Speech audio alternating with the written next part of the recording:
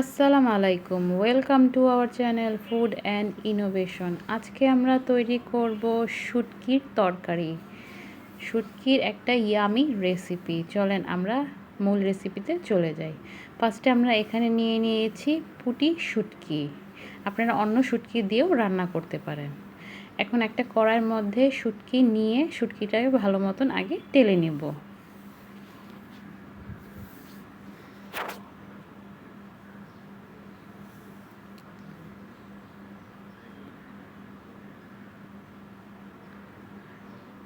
আমাদের শুটকিটা টালা হয়ে গেছে। এখন একটা বাটিতে নিয়ে নিচ্ছি। এখন শুটকিটা আমরা ভালো মতন ধুয়ে নিব।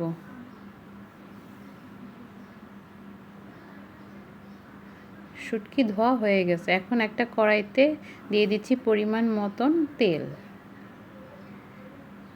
দিয়ে দিচ্ছি হাফ কাপ পরিমাণ পেঁয়াজ কুচি।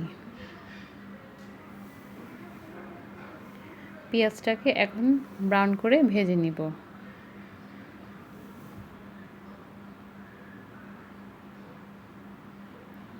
এখন দিয়ে দিচ্ছি সামান্য পরিমাণে পানি। এখন দিয়ে দিচ্ছি পরিমাণ মতন লবণ, দিয়ে দিচ্ছি 1 টেবিল চামচ পরিমাণ মরিচের গুঁড়া, 1 টেবিল চামচ পরিমাণ হলুদের গুঁড়া। এখানে ঝালটা যে যেরকম পছন্দ করে। এখন ভালো মতন মশলাটাকে আমরা কষাই নিব। এখন দিয়ে দিচ্ছি শুটকিটা দিয়ে ভালো মতন এখন কষাই নিব।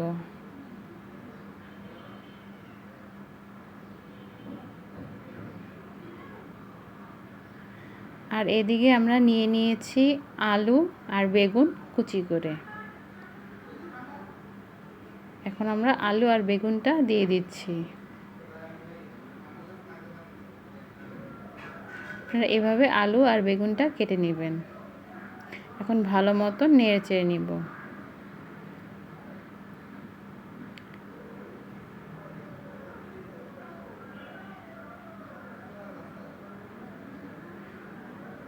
আমাদের সুন্দর মতন কষানো হয়ে গেছে।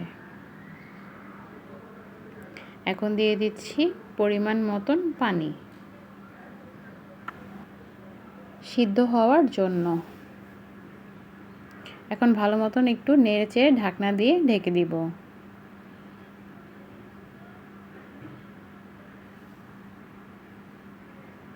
বলক চলে আসছে। এখন আমরা একটু আবার নেড়ে দিচ্ছি। এভাবে করে আমরা শুটকি রান্না করব। আমাদের আলুটাও সিদ্ধ হয়ে গেছে। এখন দিয়ে দিচ্ছি আমরা ধনিয়া পাতা কুচি।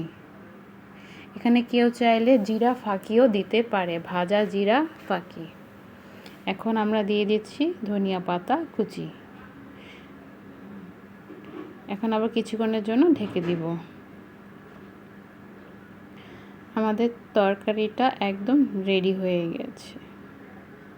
একদম মাখা মাখা হয়ে গেছে। আপনারা চাইলে আরেকটু ভুনা করে নিতে পারেন। আমরা আজকে শুটকির তরকারিটা এভাবে করে রান্না করলাম। একদম মাখা মাখা করে নিলাম।